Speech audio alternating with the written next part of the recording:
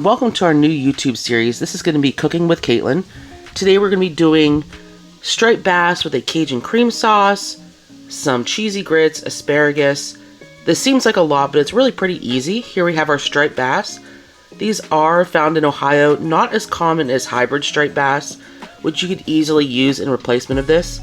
You can see that this is a striped bass by the way that those lines are completely not broken, completely straight across. We're going to be making sure that all of our scales are off because we are going to be searing the skin side down on this just to get it a little bit crispy. I scaled it previously, but you can see there that there are still a few left. Those aren't really pleasant in the mouth, so you just want to make sure that you take all of those out. Same thing with the pin bones here. You can just run your fingers down, see if there's any in there. They're not very pleasant to eat, and you'll see right there that there is one. You can take some tweezers and pull those right out, or you can just take your knife and kind of cut those out. Since we are going to be searing the skin side down, you want to make sure to make that completely dry. If there's any moisture on there, it might not get as crispy as you like. Along with searing the skin, we are going to be making a blackened seasoning for the flesh side as well.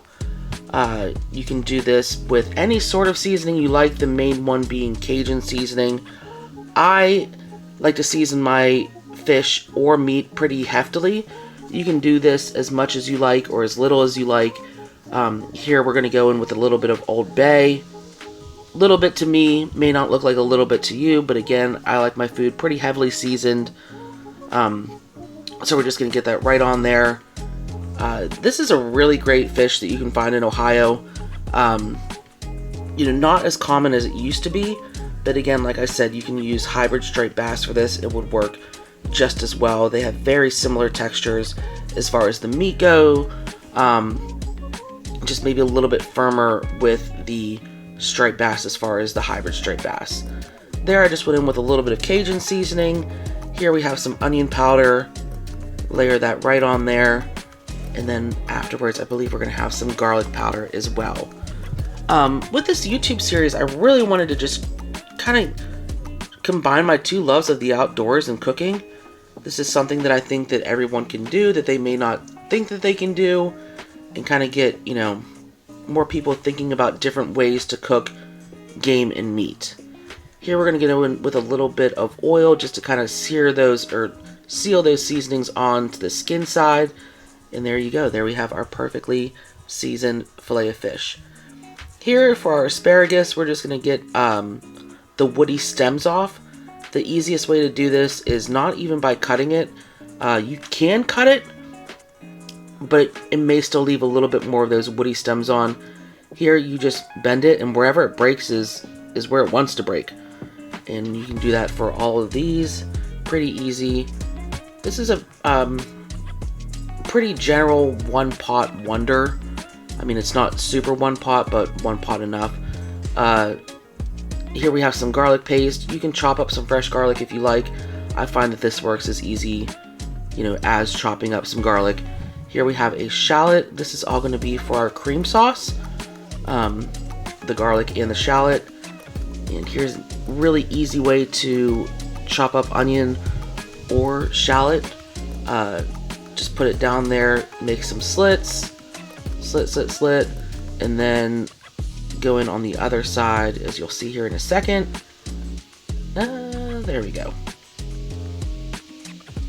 Yep, we got it, Caitlin. You don't have to count for everyone. And then just chop it up. This is going to be pretty informal. If you guys have any suggestions on what you'd like to see me make, feel free to make those suggestions. I have a couple things in the works, but this is a pretty preliminary, new idea that we're coming out with. And I'm really hoping that you guys enjoy it. It's something that I really enjoy doing, and it's something that I hope that I can bring to the masses and to people as well.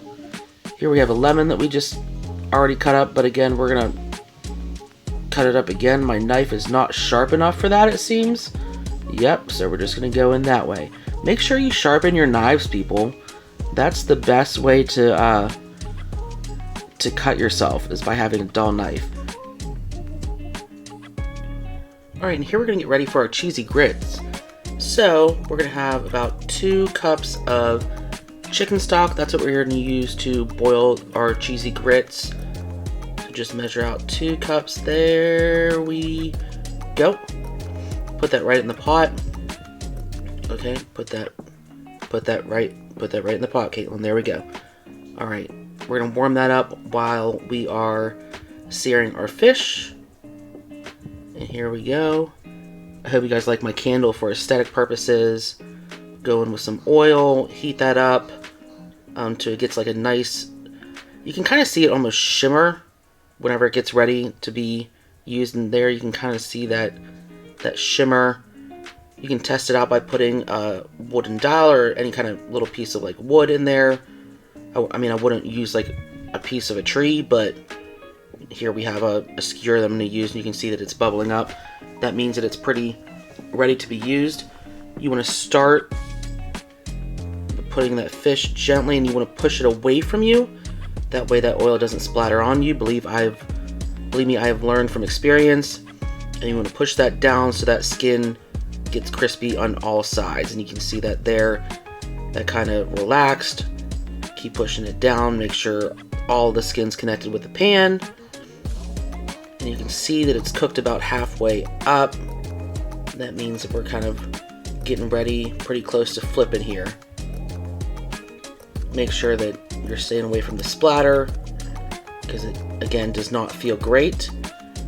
Here we are, crispy skin. Ooh, that's looking good. And again, flip it away from you, that way none of that splatter gets on you. Again, 2nd degree burns does not feel good. I can attest from experience. We're just going to season this, or sear this, until those seasonings are locked in. We get a really nice blackened sort of texture. And you can see that kind of there. Okay, we're going to put it back down. I'm obviously, talking after I recorded this, so, I don't know exactly which steps I did. I know what steps I did, but not exactly. Alright, and here we are with our asparagus. Get that in the same pan with that little bit of residual oil. Put a little bit of seasoning on that. We're just kind of sauteing this just to get a little bit of that chew, or not, just get a little bit of a cook on it. And there we go. We're going to put that on the same plate as our fish. Save that for plating later. And that looks perfect. That looks so good. I wish I had this to eat now. But there you go. You can see that there. And alright, and in the same pan we're going to add a little bit of butter that we just took our asparagus out of. Alright, get that all nice and flipped around. Here we're going to add in our shallot that we cut up earlier. We want to cook this down until it's nice and translucent. Just get a little bit of cook on it. Get that raw flavor out of it a little bit. So flip it on in around there. Alright. Continuing to stir. And again, this is going to be the base for our, I don't know if I said it or not, but this is going to be the base for our Cajun cream sauce. Here we have some of that garlic that we're going to add in. Again, you can use fresh. I find that this works just as well. It has this really nice taste in comparison to like the jarred garlic. Here we have a little bit of red pepper flake that we're going to add in. Give it a little bit of spice. And some Cajun seasoning as well. Can never have enough of that. Again, this is a Cajun cream sauce, so yeah, we're going hefty with it. Yep, we are. Alright, Caitlin, we are hefting it in there. Alright, give that a nice stir around. Get everything well combined. Some toasted flavors on all that. It brings out the spices a little bit more. And again, we can see that we kind of cook that down a little bit more. Here we're going to add in some lemon juice, bring some brightness to it. Because this is kind of a heavy dish with the cheese grits and the cream and the butter and everything else. Adding a little bit of lemon juice just kind of lightens that up. Here we have a little bit of white wine as well. Same thing, it brings in a little bit of brightness. You're going to want to cook that down until all the alcohol is burnt off, so you don't get that acrid alcohol flavor, you just get that nice kind of lemony brightness. After that, we are going to add in our heavy cream. Just kind of add that in, stir it all around, get everything incorporated. And that is looking beautiful, if I do say so myself. And I tasted it, so I do say so myself. Here we have our chicken stock that's boiling. We are going to add in a little bit of butter, because as you can tell, this dish is not heavy enough. Here goes in our grits. These are instant grits, so they cook up pretty quickly, but you do want to make sure that you're constantly stirring them, or else they can kind of clump up, not be as creamy as you like. And here's after stirring for about a minute or so. They're looking pretty good. If they get a little bit too tight, you can add a little bit more cream, a little bit more chicken stock, whatever you like. Here, I'm just showing this sauce. We have that on low, just reducing so that kind of cream reduces. All those flavors are getting a little bit more intense. And that is a little bit of chicken base, just to add a little bit of saltiness that the chicken broth doesn't bring. And adds a little bit more of that chicken flavor as well. And again, we keep stirring that in. Add in our cheese. This is Colby Jack. Nice mild cheese. You can use sharp cheddar. You can use whatever kind you like. And now that that's all together, it's just time to plate. Like I said, it's not super, it may seem a bit in depth, but you know, this was probably done in about 20-30 minutes. Really not that much of time, and you can have a fantastic meal made with, you know, something that you caught out of your local reservoir or anything. This could be used with bluegill. This could be used with walleye. This could be used with bass. Any kind of fish that you caught in Ohio, catfish, whatever you'd like would be really great in this application. Now we're just going to kind of plate it all up, and you'll see that blackened seasoning on there. You want to keep that crispy skin up. That way, whenever you add it on there, it doesn't get soggy. And here we are with our Cajun cream sauce. Kind of putting that all around. I try to make this aesthetic as possible, but that's not really my forte sometimes. Kind of clean up the edges if you like.